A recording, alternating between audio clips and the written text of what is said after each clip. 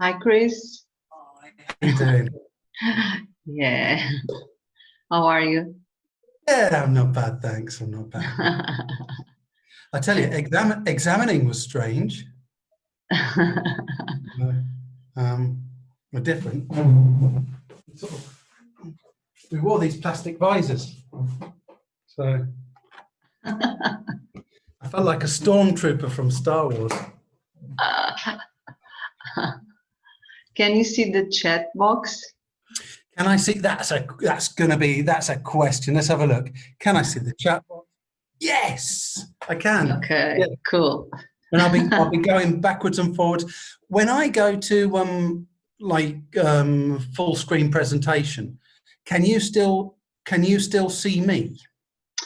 I'm not sure because I'm sharing now my screen and I see you. I can see you and I could see me before you came in, Okay. but I'm not really sure. And well, we already have 29 participants here, so they are listening to us.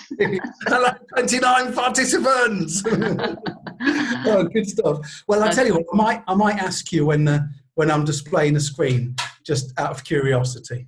And, okay. Yes, Nidia say you can see you. And Manuela too.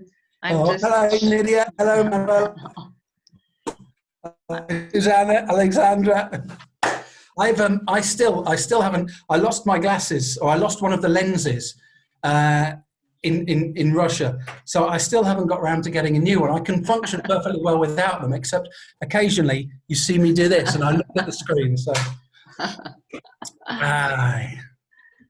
Okay, I'm just sharing some information here, and I will greet everyone on time. So I think we still have some minutes. Cool. I can type in this chat box as well, can't I? Yes, you can. Magic. I'll warm up. This is like doing your exercises at the beginning of a run, which I've not been doing much of.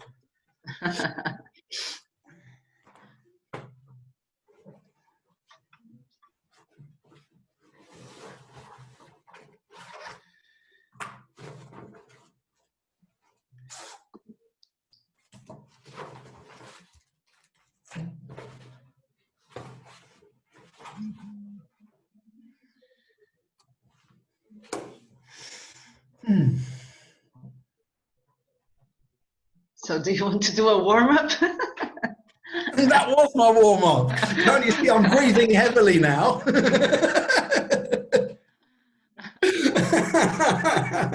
Yeah, no, that was... Breathing hits the warmer. Yeah. No, just going from the living room to the kitchen these days is... Oh, how fun. Enough exercise. How exciting. Yeah, we've got a different house and there's a longer corridor, so you know. I can see that you already have a sentence on your hat. I do have a sentence on my hat. Yes, I think it's quite a fine sentence there. Yeah, I love snorkeling. Yeah, the problem is when you write a sentence on a piece of paper, you know, you can be too ambitious to start with, like that. I mean, everything's going well, and then you realise it's just not going to happen in the end, you know. So it's,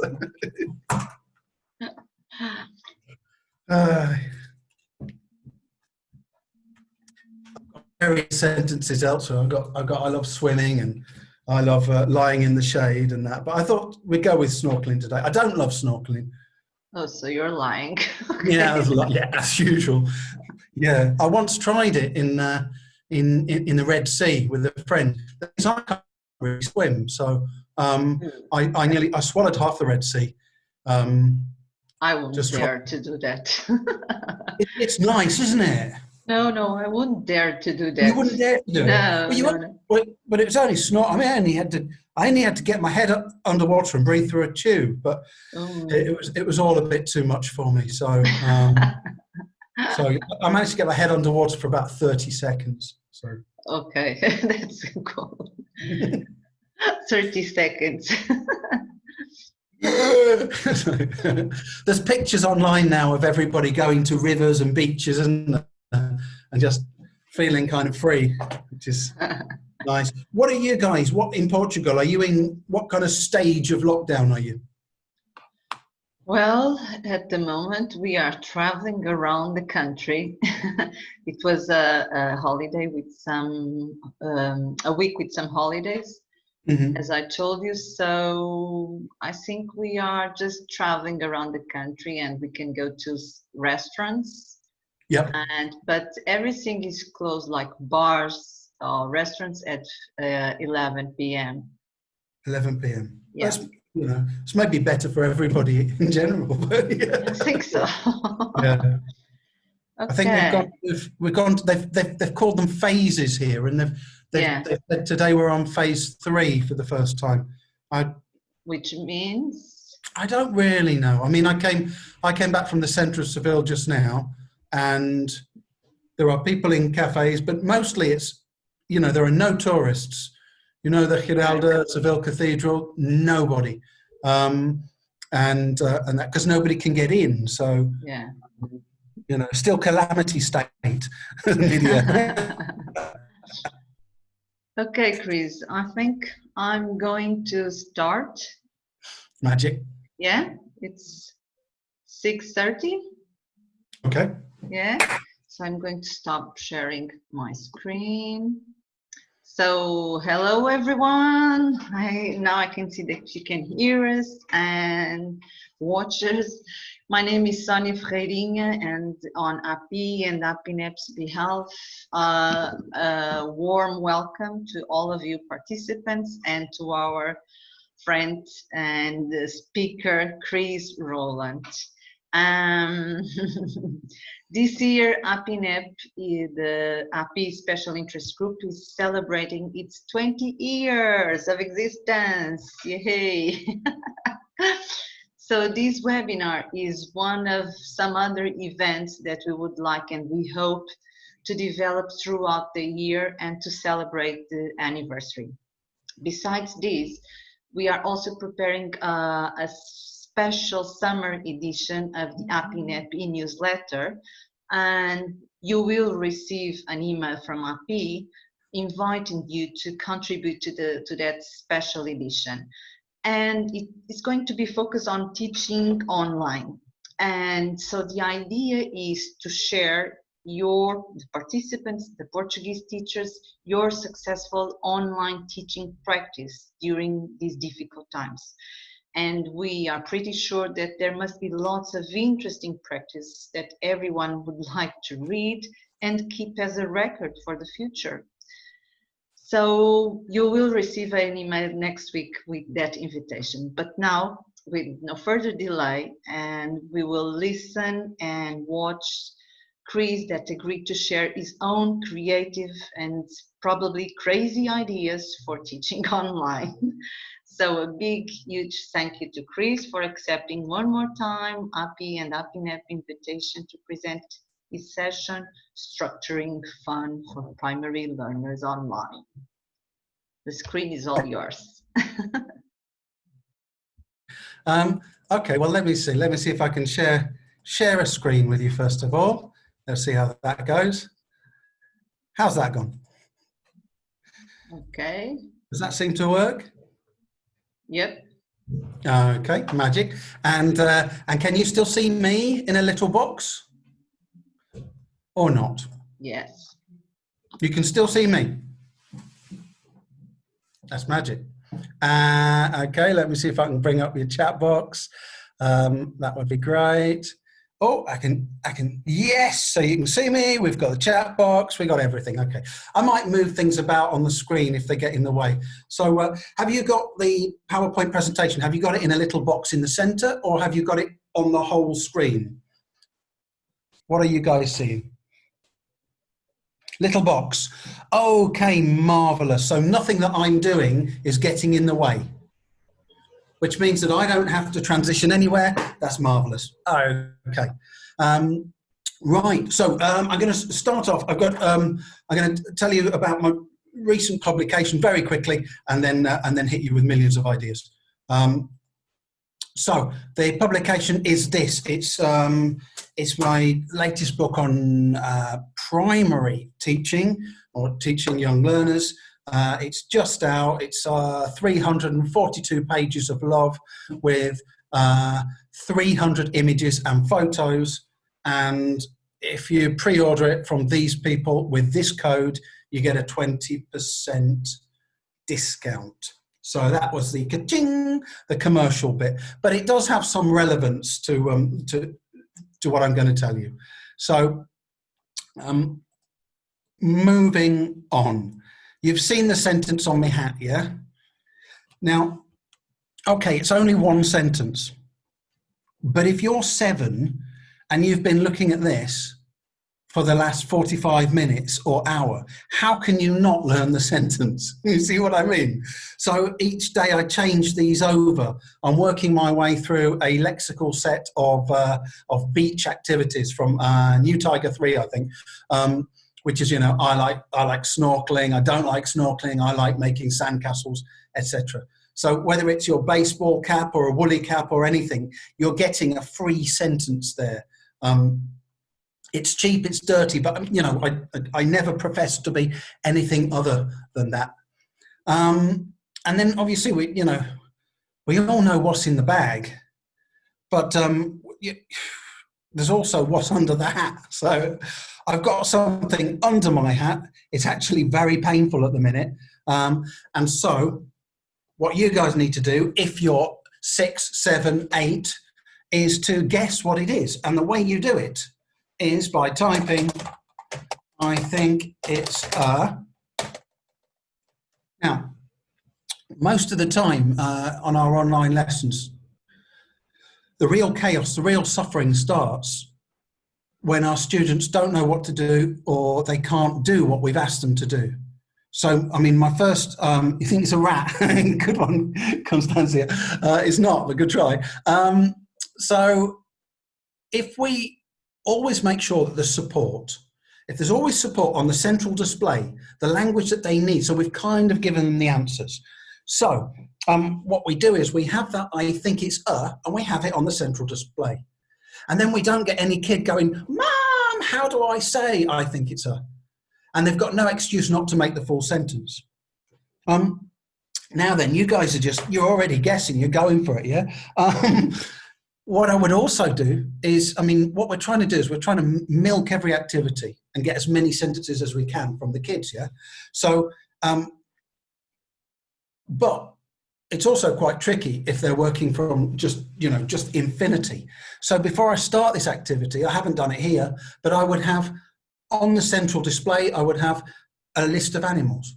So that when they say, you know, teacher, how do you say? And they maybe ask you in Portuguese, then you can just circle that word. Then they can put the two together and go, you know, I think it's a For higher levels, we can feed them clues. You know, it's actually a glass of water. No, I've got a glass of water here, but it's not a glass of water. Good try. So we then feed them, and we feed them the language that we've been working with. So, you know, it's got claws, it's got whiskers, and it can jump. I think it's, you see, we've got, I think it's a cat, and that's beautiful. So there you go. Da, da, da, da, da. It's fallen out. It was a cat. It's kind of dead cat now. Here we go. There. Da, da, da, da, da, da, da, da, da. It's cheap, like I say, but anything, basically we're getting them to produce the same language over and over again so that they learn it, but we need to try and make sure it's in different ways, yeah? So the next lesson, it can be, you know, what's in the box, or, you know, what's behind the computer, whatever. I'm starting with the really cheap and dirty tricks, by the way. So we've got the hat. I've been introducing my students to the concept of hat head, which is what happens when we take off the hat, and we have the, you know, but also we can get their opinions. So we can have a class vote. Do you think I should wear the straw hat next time? Do you think I should wear my baseball cap next time? Or do you not care in the slightest? So and we have a little vote. So we take a mini board, and I think there's a certain novelty in the teacher having something physical as well to keep a score. And then they all vote and they type in their sentence, teacher, I think you should. Now, that for my 7 and 8 year olds, I think you should. We're getting to the limit of their ability. You know, because should isn't in their course book. I like it though. And if we can get them comfortable with it, then, you know, when they do encounter it in, I don't know, 6th of primary, 1st of SO, or 1st of, you know, secondary, I know your system is a little bit different, then they'll be a little bit more comfortable. So they could vote on anything like that. You know, I wouldn't do it myself, but you know, they could vote on the colour of your eyeshadow or lipstick or whatever. They could, you know, if you've got a moped, a motorcycle helmet, and a cycling helmet, they could vote on which one you should wear next time, etc. I think whenever we're asking their opinion on something, it's always a little bit more fun. But the main point is we're getting those sentences from them. And if we have, you know, if we have a class of 15, maybe we say, I need 10 sentences. If we got a class of 30, we say, okay, I need to see 15 sentences. And as the sentences come in, we're ticking them off on our fingers. Yes, yes, yes. When we see the right amount of sentences, then we create the outcome. What I'm trying to do with my kids online is offer them something that is, you know, reasonably entertaining, but only just entertaining enough to get them producing language. If you try to get them producing too much language, they think, well, this isn't worth it. If the thing isn't entertaining enough, they think this isn't worth it. But then again, if they only have to type a single letter and they're 10, then we're not getting, you know, bang for buck in terms of task design. Oi, everything's disappeared there. Sorry about that. Don't know what I've just hit there. I'll come back to you and share again. You still alive out there? You still with me? Yes, we are. Oh, that's nice. Okay. Share screen. Here we go again. That one will do. And bring up the chat again. So the foil animals. Again, these are classics, but the beauty of, I mean, I think working online it's a world, isn't it? And I'm not sure, I might have actually gone crazy over the last 3 months. And I'm sure quite a few of you feel that way. However, there are some things we can do online that we can't do in the classroom. And whenever you've got a single small object, if you hold it up in class, all the kids can't see. But if you hold it up to your camera, I mean, it's very, very easy. So I've been enjoying that. So this is guess the animal again.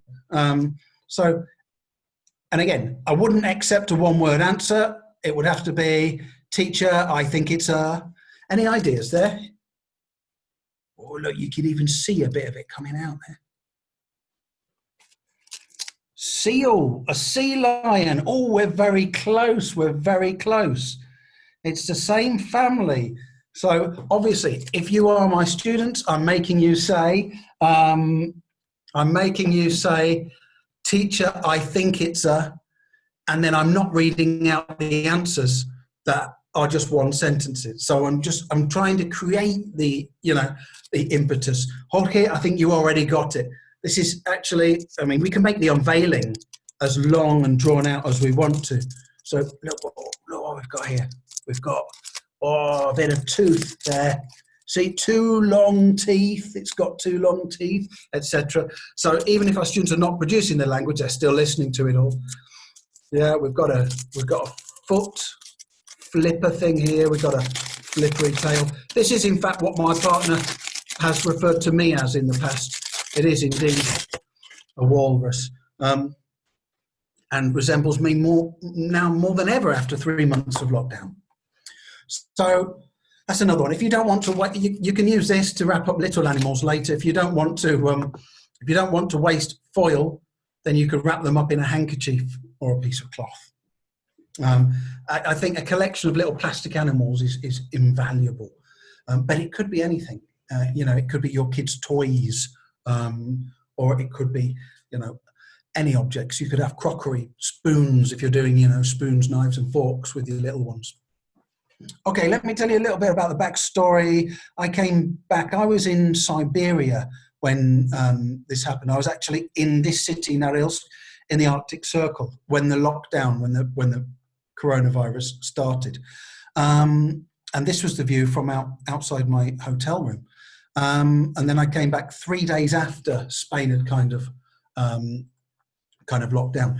Now, in Russia, what I was doing was I was giving teacher training. You can see all these teachers at the back. Can you see my little arrow moving about there or not? Yes, little arrow, no, little arrow.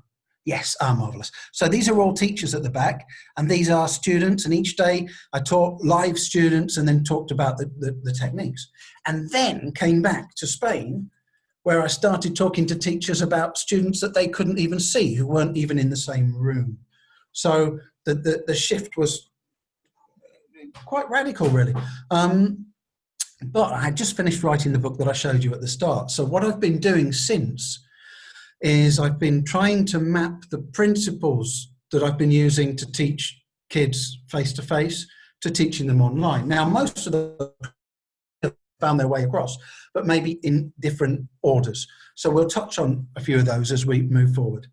What I've done is I've put all those ideas down into a future publication that will be out maybe in a month or 2 months' time. It will be called this, Structuring Fun for Young Language Learners Online. It's going to be a small volume, but it's going to have all these ideas in it with sort of more wordy explanations and that, or, you know, also more technical explanations. And I think Sonia's going to make this a recording available to you as well. So, the point, this is the last of the very basic points I want to make. We're used to standing in front of students and looking and pointing at, you know, something like this. But what I found is, if we, I mean, there are small micro tweaks we can do. If you want to point to something exact on a screen, so for example, I want to point to one of these speech bubbles, the easiest way to do it is to actually look at it yourself, put your finger on it, and then show it.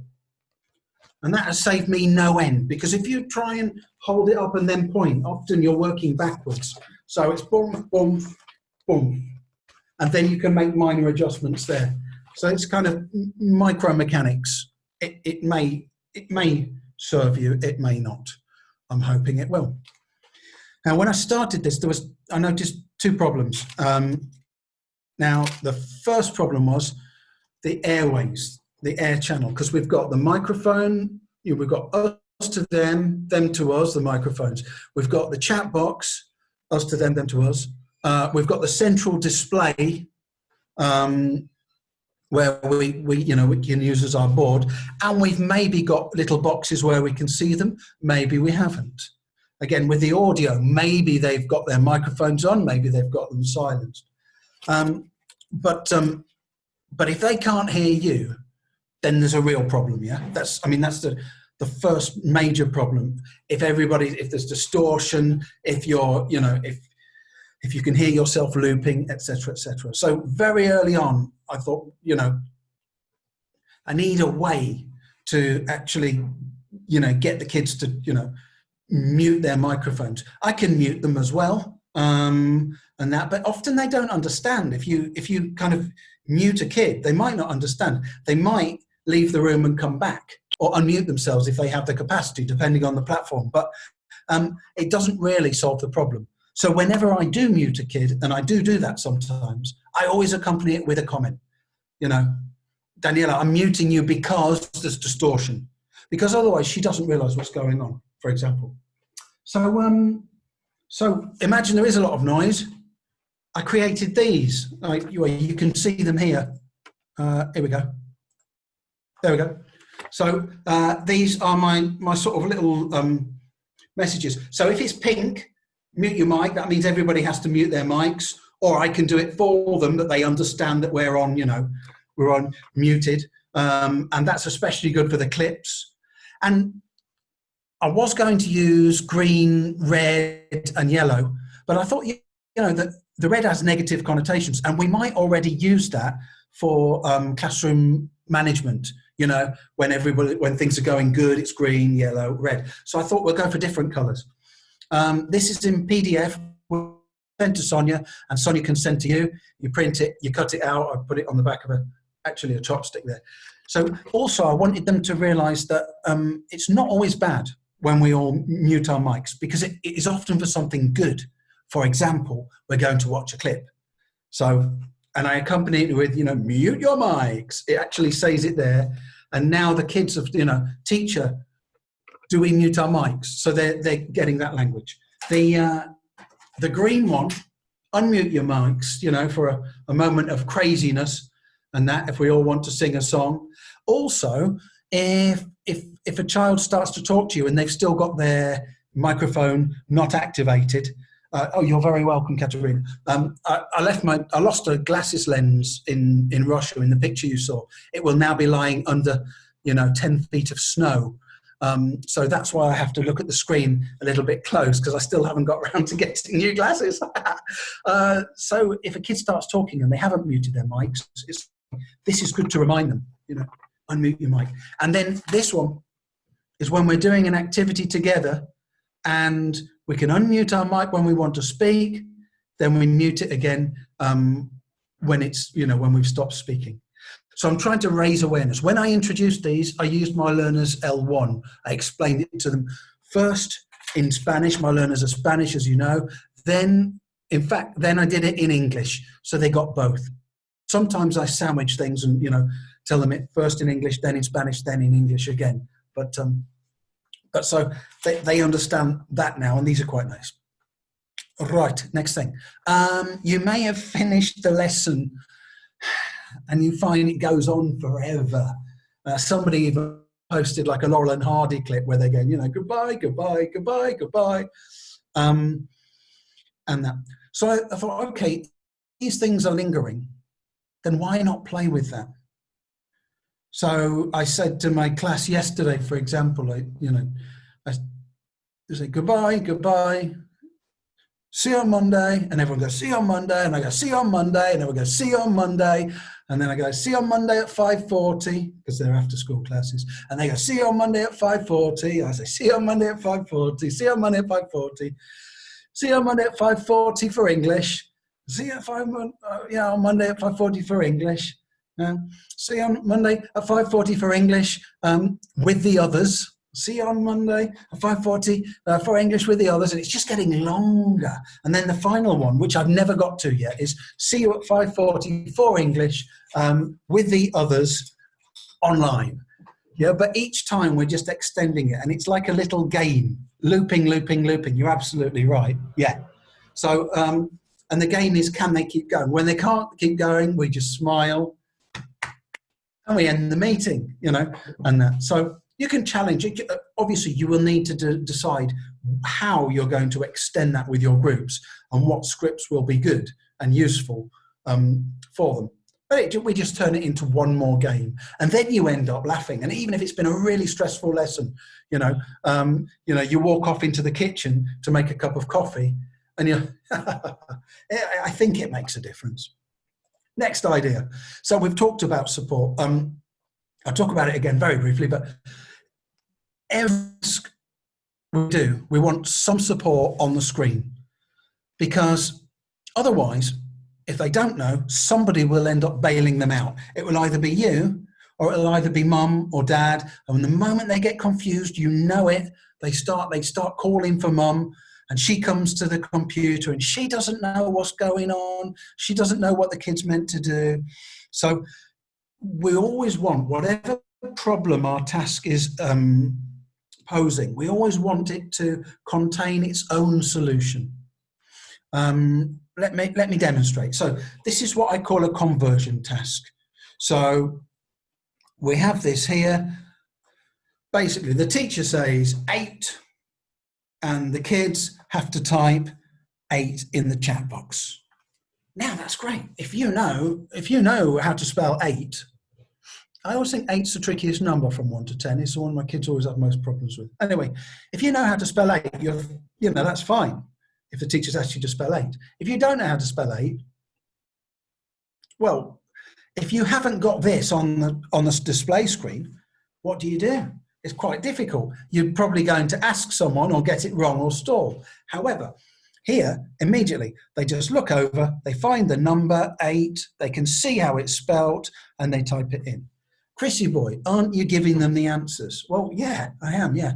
But 8 and 3, yeah. Well, I had one that came to me and said, teacher, significant on it, I don't know, it took me a minute. Yes, we're giving them the answers, but I don't think there's a problem, because the ones that know how to spell 8, they will write it immediately and they won't look and they don't care. And we can say, without looking, and then they can type 8 without looking. Ka-ching! Yeah, so this is working. We're actually differentiating the same class because we're providing them multiple channels to get to the same place. Scaffold, yes, well, if you like, yes, totally. So, and there, you're not going to have a problem. We're not going to have a problem with this task. And then if a kid is really struggling, teacher, I don't know how to spell 8. All we do is we circulate with our pen tools. There you go, mate. And then they can see it. On the next slide, it switches. There's another number. Even if a kid is still thinking about 8, because their keyboard literacy isn't particularly high, it's fine. 8 is still there. Even if the number here is 12 and the others are working, they can still play catch up. So we're providing a solution. We've taken away the stress, and that activity is going to go nicely. Now, if we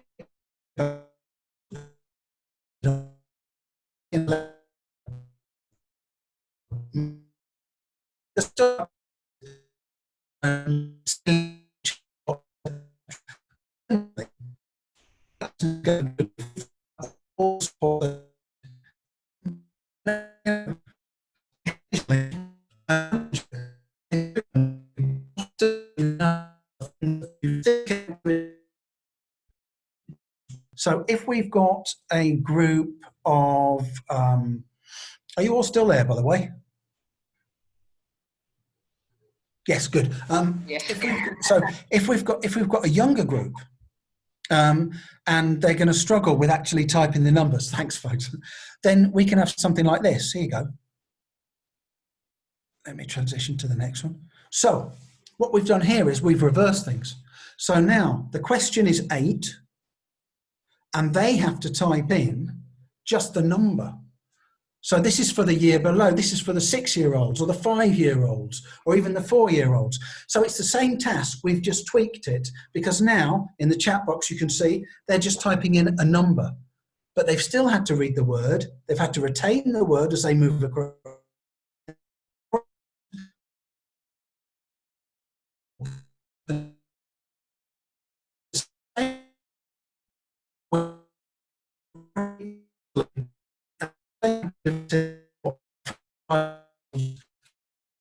To 7-year-olds. Does that make sense there?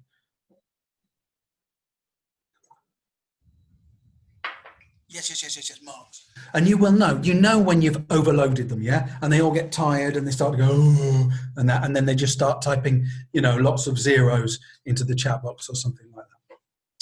So again, here's another example of support. So the class starts, and we say, hello class, we have our routines, hello teacher, and we want to ask them a few things like this. Do you like strawberries? Do you like crisps? This is from the first slide. That took me sort of 20 seconds, 30 seconds to do before my lesson, because I thought, oh God, I'm going to start the lesson. I've got some questions for them. I want them to type the answers. What happens if they don't know? If they don't, the ones that do will type what they know. The ones that don't will know, they won't know it, they'll be stuck and they won't learn. So again, we've got the support. So I say, hello class, over the microphones they go, hello teacher, and I say, now type it, send it, and we underline the first sentence. So they've all got their frame of reference, they've all got their support. And if they have their support, I can't stress it enough, I've found that things go smoothly. The moment the children fall into uncertainty, then they fall into suffering and confusion, and they start to pull in the adults around them at home, and that's a worse thing, because then you can hear adults having a conversation with the kid there, and that if they've got their microphone activated, and everything gets complicated. Chris, this kind of support will also help the students with special needs, Oh right? yeah, So, absolutely, absolutely, and Sonia, and the full range of abilities as well. yeah, Yes, great. because and also, I mean, you've got some that are working on. You know, you might get to do you like yogurt, and some of them are still working on Hello Teacher. But if that support is there, and even if that support is there on the next slide when you've changed activities, because some of them start and they want to finish. And so in the chat box there, we're looking and we're saying, you know, well done, Christina. Hello, teacher. Yeah, hello, Christina. Yeah, hello, Sonia. Yeah, hello, Deanna. Yeah. And then we've moved down and then we're doing yogurt and we're saying, I do like yogurt. Background noise. Yeah. Well, I mean, when the background noise gets too much, everybody mute your mics. Yeah, but I always say to them, it's not punishment. I still love you, but there's a lot of noise. Just mute your mic for a second. But yeah, download it, print it, cut it out, and that. I've done them in 2 sizes as well. But anyway, so we're going through and we're talking about yogurt or strawberries, and then little Miguelito, he sends in, you know, hello teacher. So he's like 2 minutes, 3 minutes behind everybody else. But Miguel, hello. We're still giving him the verbal praise. So he's getting that wherever he's at. Yeah. Yeah, background noise is an enormous problem. It's now, can I just say, talking about background noise, it's incredibly stressful when you're trying to do something, yeah, and you can hear kids having a conversation. You can hear maybe, you know, their grandparents have got like, you know, like a telenovela. They've got, you know, one of these operas in the background because they're all in the same room, or that. However, the first sign, or cell phones, yeah, the first sign that something's going wrong is the teacher's face. Now, it's incredibly stressful. It is incredibly stressful. So the trick is to keep smiling like this, even though your stress levels are like that. Yeah, they might be right high, but it is a skill I've been trying to build up, and that. But the moment when it gets too stressful for them, then we do the mute the mics. So they're almost calling the stress rather than the teacher. But yeah, it is poker face. It is poker face, I think, because the moment they see on your face, then that tells them that something's going wrong as well. So yeah, you can see and hear them chopping meat with a cleaver. Oh, wow. Okay. Oh, sorry, I tried to click on my own PowerPoint. Right. What's in the bag? What's in the bag? Ah, yes. What's in the bag? Okay. So this is a. You know, I've actually used little bags. So here we go. What's in the bag? Can you guys still see me? Yeah. Okay. So what's in the bag? Now, what I've done is I've put supporting language on the central screen because this whole activity, thank you very much, this whole activity is geared towards you to say, teacher, I think it's. That's what the activity is about. It's not actually about the cat food, but it is cat food, yeah. In fact, this is really expensive cat food. It costs more than the food I eat. But these little bags, they're great because they kind of disrupt the shape of stuff. We can also turn them around. We can rustle them. I've had some great fun. Okay, what's in the bag? Now with the gel, we can kind of move our fingers through it like that. Yeah. My cat does eat like a king, yeah. And it keeps me awake all night. It's like having a newborn for 14 years. I didn't know they lived so long. So what about that? Any ideas? You think it's soap? Katerina, you're a champion, yeah. And you've given me the full sentence. So it will be, Katerina, yes, yes, yes. And then about 10 students say, oh, I was going to type soap. It's like, yeah. Now, what happens if they don't know the word soap? Doesn't matter, because it's already on the central screen. We've already got a list of 12 words. So when they say to you in the middle of the activity, teacher, how do you say soap or washing up liquid? All you have to do is just use your pen tool to circle it and then booyaka, they've got the answer. So we've also, you were going to say the same, bless you, Louise, yeah. Well, you get half a point. Ding, that's the sound of half a point. So you've already, it's so much quicker to circle a word on the central display than it is to actually write it or type it.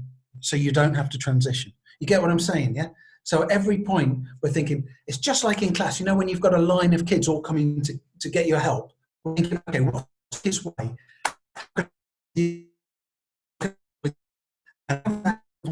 Even if you haven't introduced them at the beginning, you don't have to pre-taught them, but you've got them there. So when Christina asks you or Katerina asks you, how do you say washing up liquid or soap? All you have to do, circle it, and you continue until her guess comes in, because the idea is to get all the others to say, I think it's. What about that?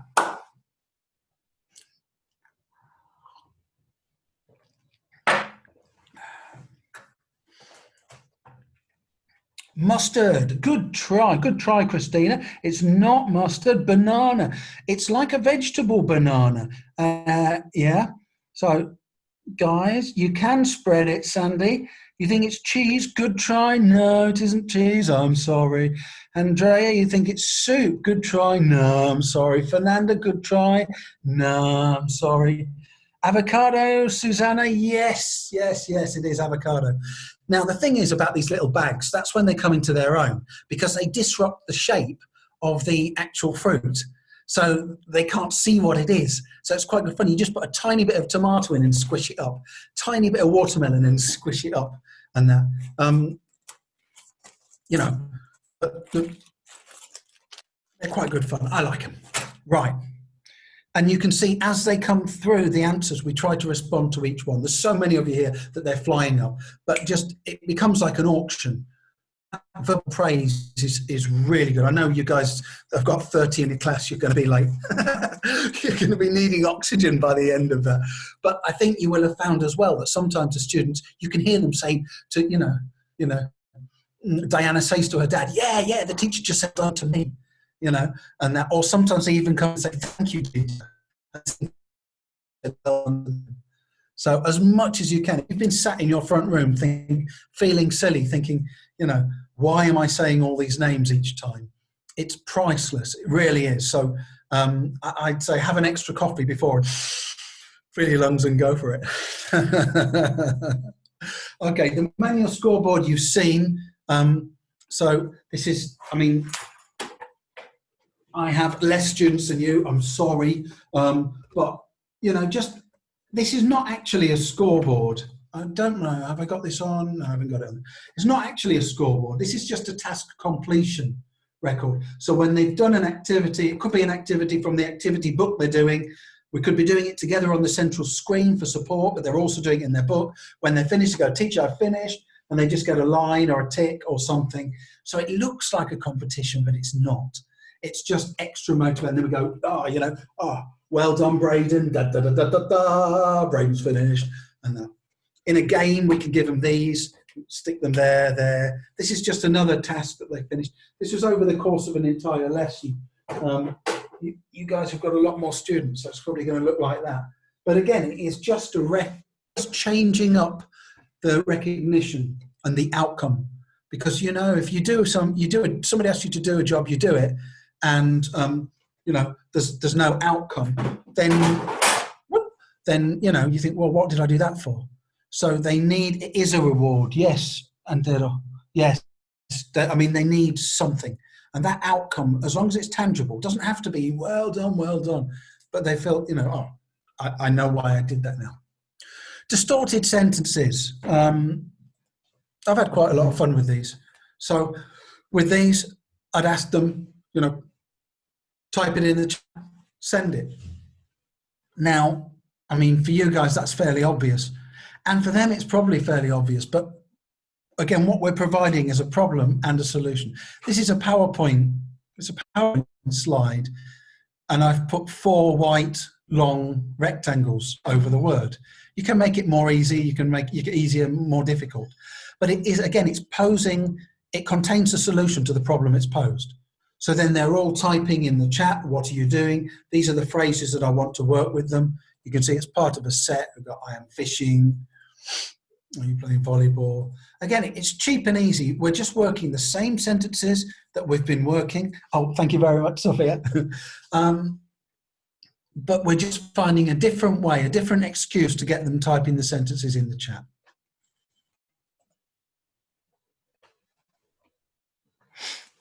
What about dyslexic students? Now, the lines, it's not going to be too painful for them, but if it is causing anybody discomfort, then we don't do it.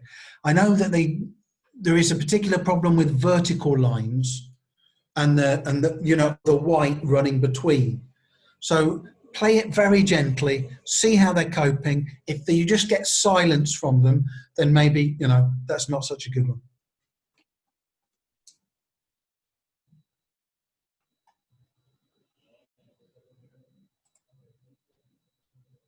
Oh yeah, maybe they could. Yeah. Okay, flashcards, which we've all been working from. So I thought, how can I, code my flashcards? So I chose close pegs.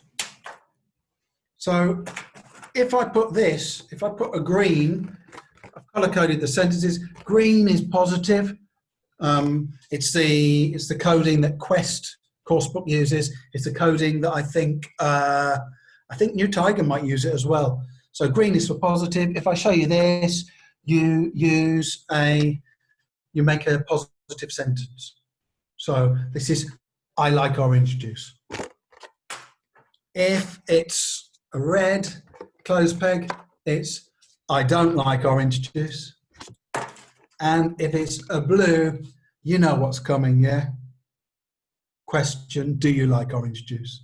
You can change your color codes, but that's a fairly reasonable one and works. So I'm going to test you.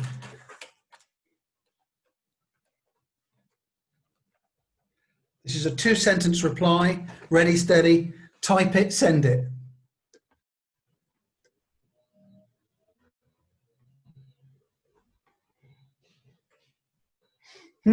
Now, yes, I do. So you've got the positive reply.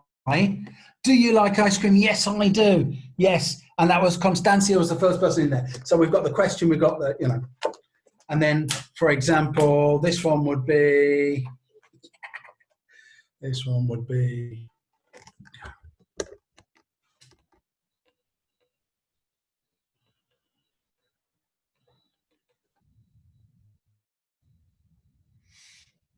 Do you like Jews? No, I don't. Yeah, because we've got the question, we've got a negative. And then we could have another blue here, which would be, and you, or do you? So we've got a conversation going, for example.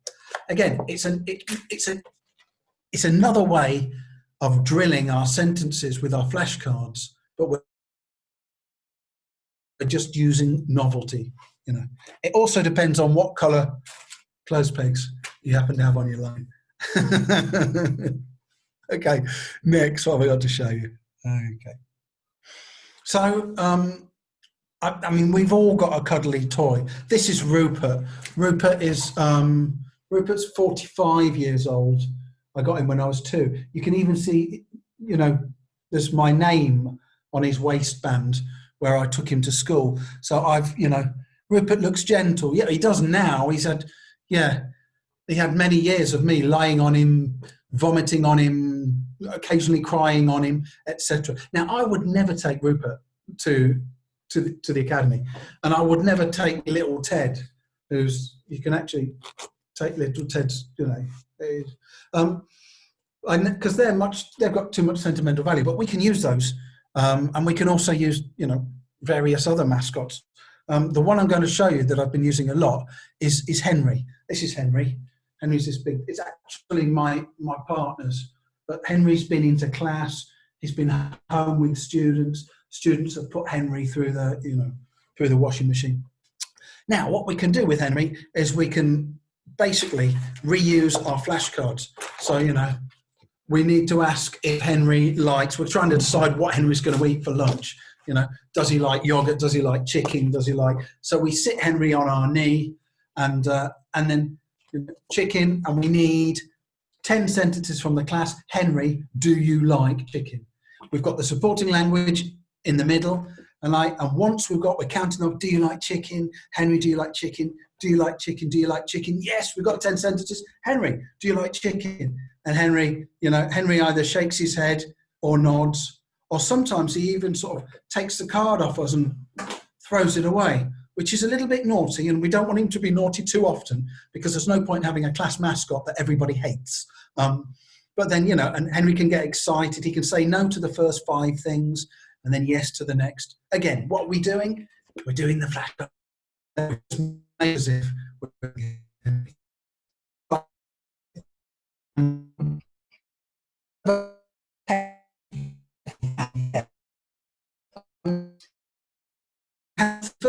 hot dog. It's actually a chicken dog, so it's a very low-fat sausage.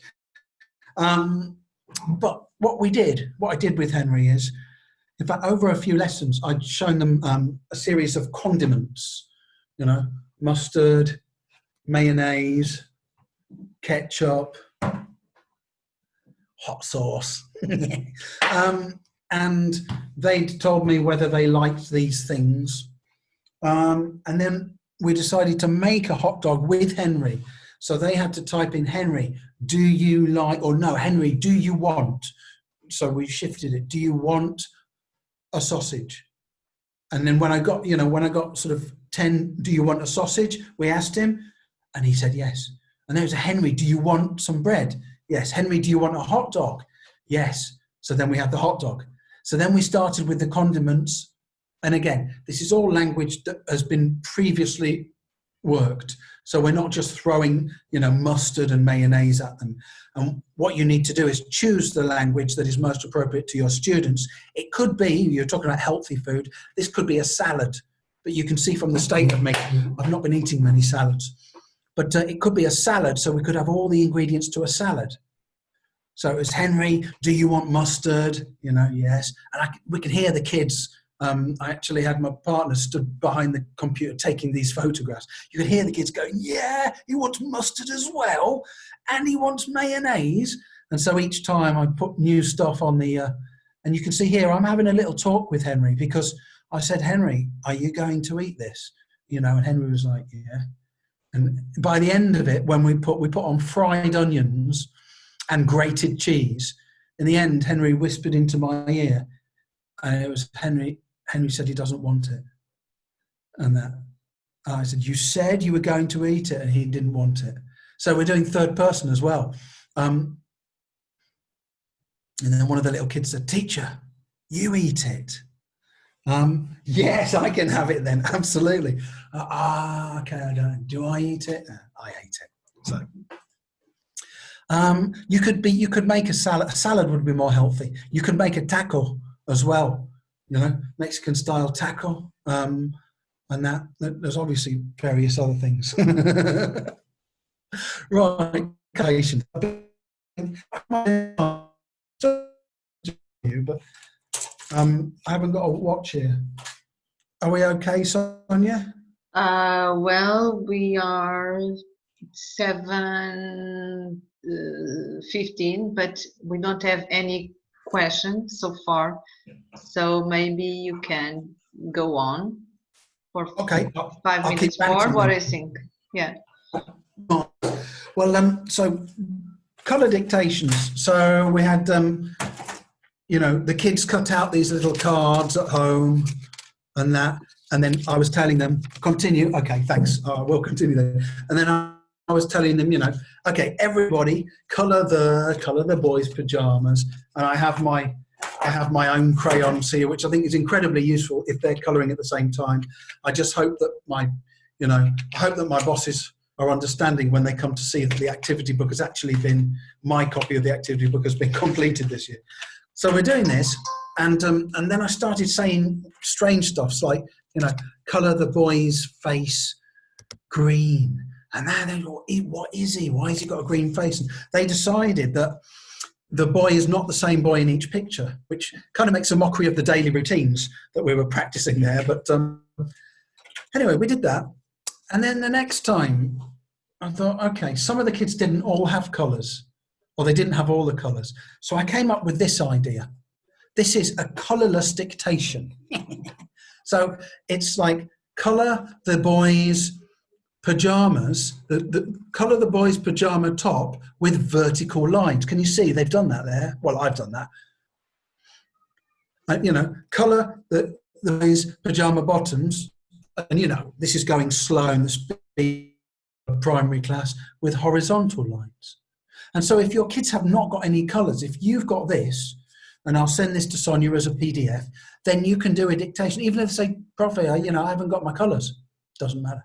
If they have got colours, you can add depth to it by including the colours, you know.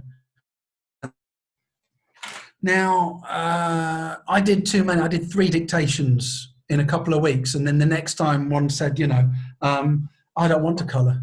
Oh, God, no, what's going to happen here? And that. So the next time I left colour dictations alone for a few weeks, and I came back and I said, now, I remember last time that some of you didn't want to colour. So we're going to do another dictation next week, and I want you to decide. And I whipped up 3 columns.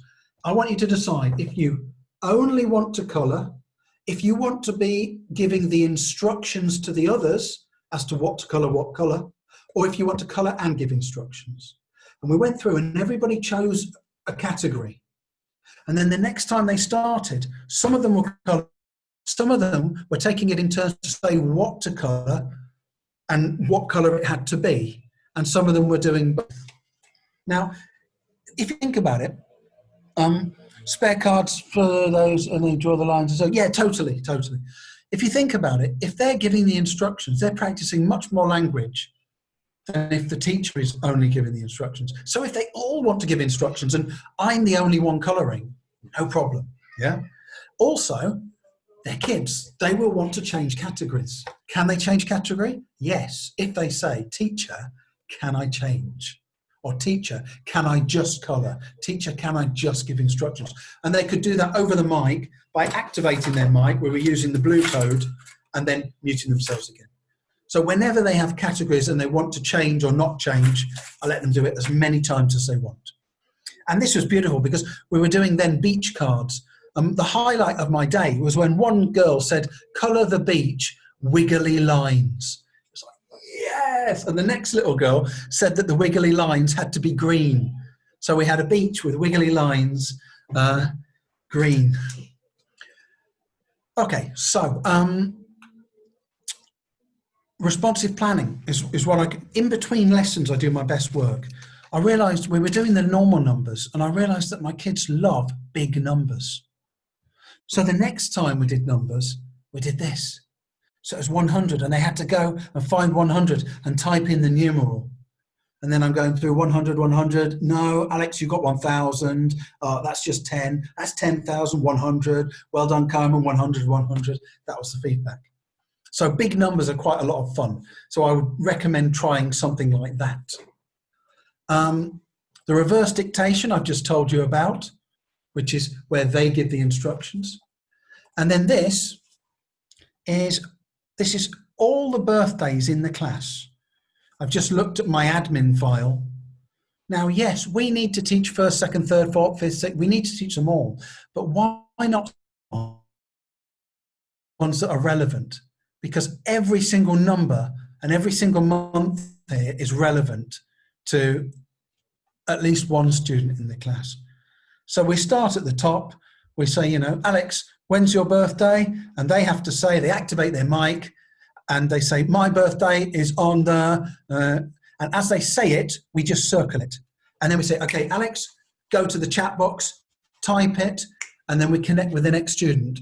Carmencita, hello. And then we wait, Carmencita. Alex is now looking and that, and then Carmencita, when's your birthday? Carmencita starts to tell us. So we take away these. Alex can already see, he's already remembered. So he's typing, Carmencita is telling us, then we move to the next one. So the support is there, and it kind of lingers in the mind of Alex, because even when these circles have disappeared, it's still there. and then the circles go for Carmencita, and she puts her birthday, etc. Obviously, if you've got a massive class, there is a limit with logistics, and that will be your ceiling. I don't like foods. I think I'm coming close to the end now. This is the same. This is, you know, we float the foods past. Every time I come into class, I take something from the kitchen, float it back.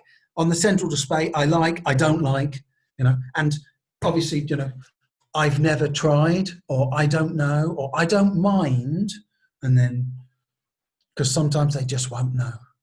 One day I showed them this. This was one of the things I don't like chocolate. It was a chocolate bonbon, but it was in foil. And I unwrapped it, and I love chocolate. I unwrapped it, but it had gone white. And I went, oh, it's old. And then I said, shall I eat it? What do you think? And again, they got to vote. So the thing said, eat the chocolate, don't eat the chocolate. And we had a vote, and you can see they wanted me to eat the chocolate. So I ate the chocolate. And then I took that away. I thought, okay, how can I play about with that? I thought, okay, I can turn this into something else. I'm going to make something that looks like it maybe shouldn't be eaten. So I got some food colouring and some hard-boiled eggs, and I made a couple of green eggs. I actually used a Chinese do this with tea, so the eggs come out marbled brown. Mine came out marbled green. And it was, teacher, I think you should eat the egg. I don't think you should eat the egg. So I decided to extend the script. And once we'd got all the votes in, yeah, they wanted me to eat the egg.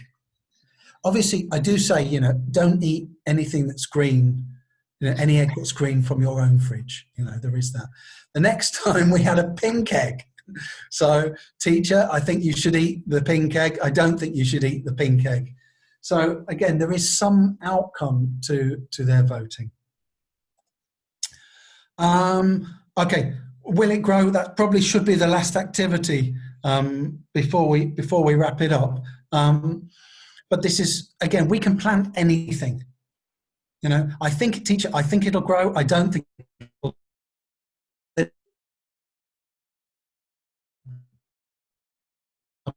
In front of the kids, they did grow. If you soak the lentils, whole lentils from the supermarket, soak them overnight, the next day some of them will already be growing.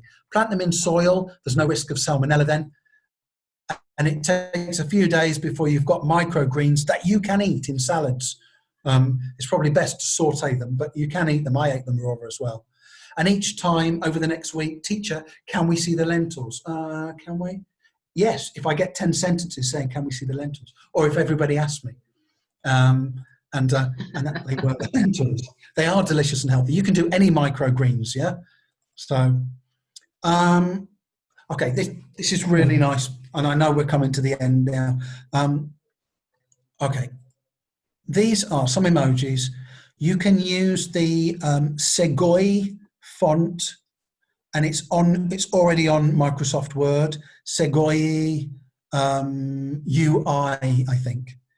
And so I put these on the center of the screen. I start here, and Alejandro, who is first, he's first because his name's A, he has to say go up, go down, go left, go up, go left, until we get to the one he wants. And then he says, that's it. And then I circle it, I put Alejandro there, and then I say, okay. So, you know, Maria, which do you want? Just go up, go left, and they get this one. And then when I make PowerPoint slides and it has their name on, I put that emoji next to theirs. Now, you can use that to actually give them real stickers as well, which I'll touch on in future talks. The first time I did this, it was a little bit chaotic. It took them a while to get the right, the left, the down, especially these words are difficult to pronounce, down and right. But now we've done it 4 or 5 times like that, and they understand. You need to save the page, screen print this one, so you can remember who wanted what later. But that's really quite a lot of fun. Yes, great. Okay, how are we doing, Sonia? Well, we're still on time. Well, 2 minutes left. But oh, I've got a couple. Something else then. Okay, so I think you have a question there, but before that, I really enjoyed the the idea of giving them, the children, choices, Yeah. options. So by voting or by doing a poll, but it's giving them the choice of doing, of listen to their voices. So Yeah. I think it's really, really important. There is only one question here. It's from Let's go for the question. Sandra Fontes, and she asks, this is for you, do you like to work on this long distance way of teaching? I hate this. It's not the same as being with them. Okay, so I prefer face-to-face lessons, and I like the movement, and I do like the kids being able to be hands-on. And I think you know, I'm not even, you know, it's weird that this is my mobile phone. That is my mobile phone. It's not even internet enabled. So I have the internet when I'm very selective with my use of technology, and I do believe face-to-face human contact, and the least amount that we can distort time and distance and space is better. So no, I'm not. I teach online because of necessity, but I have noticed there are things that I can do that I couldn't do in a live class. So when I teach on a Monday and Wednesday, when I finish my 6 hours of classes, which go straight, I teach teens, kids, teens, and then adults, and it's, you know, it's 10 o'clock and 6 hours have passed. I sat down at the computer a few hours before, so it's basically 8 or 9 hours, and the world has progressed, and I think, wow, I feel like, you know, 2 pints of blood have just drained out of me. So, you know, and it's very, very strange. And to begin with, I always have stories to tell my partner when I come home from working with the kids. To start with, I had no stories. You know, it really was strange. So I'm getting used to it. And there are some things like being able to show people stuff, being able to look in depth at their comments. What I did last night for the new publication on online teaching, which isn't out yet or advertised, was I actually took the entire contents of the chat box over the entire lesson and I analysed them. Now, this is obviously because I'm a crazy man and I have no personal life, but you know, that's my job. Interesting, because you see exactly where each child is in terms of the language. So there are things you can do. You know, we don't have the time, but there are things you can do. In terms of focusing on their, you know, their keyboard skills once they start to develop those, that you can't do in a live face-to-face class. So yes and no, but you know, strength and energy. I know it's, you know, some days I feel like I'm going crazy. So, and I'm sure you guys do as well. Thank you so much, Chris, for your creative and crazy ideas. But I think they are worthwhile, and I think they inspire, well, at least they inspired me. And I hope this webinar and your ideas will inspire also the Portuguese teachers to share their practice too, that I believe you all have some interesting practice of teaching online. So if you are willing to share it with us and then to share with all the teachers, please email APPI or APPInep. And that's it for now. Thank you, Chris, once again. It was really great. And then can I just say, for all these teachers coming on their day off, because it's a day off, yeah? Well, not holiday or? No, today it's Friday. So the guys were all working or not? Well, some of them, right. Others not, but some of them, yes. Yeah, that's It's absolutely magic. It's absolutely magic to see you guys coming. It's the end of the week, yes, and with lots of work in. Okay, I wish you all a relaxing and safe weekend. I hope to see you, if not face-to-face one of these days, online in another APPI or APPInep's webinar. And Chris, thank you so much on APPInep's behalf. Okay. Strength and energy. Yeah. Bye-bye. See Bye. you. Thank you, everyone.